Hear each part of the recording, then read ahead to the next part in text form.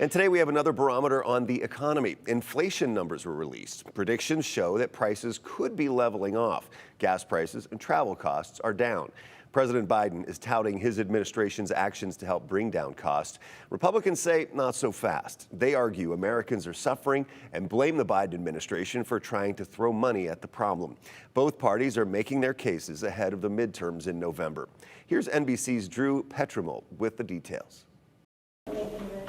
Less than 2 months before the midterm elections, new numbers on the economy show inflation ticked up slightly, even as gas prices and the cost of travel fell. President Biden, speaking at Logan International Airport in Boston, touted major investments in infrastructure that he and fellow Democrats helped usher into law. For too long, we've talked about having the best economy in the world. We've talked about asserting American leadership around the world with the best and the safest roads, railroads, ports, airports. But now we're finally doing something about it. Biden says the major projects will be built by American union workers with good wages and benefits.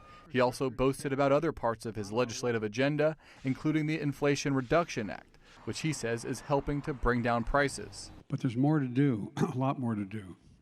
That the American people should have confidence that we're on the right track, that we're seeing real progress. But the president and his party still face major headwinds. But the new Consumer Price Index figures out today show food and housing costs rose, keeping inflation high.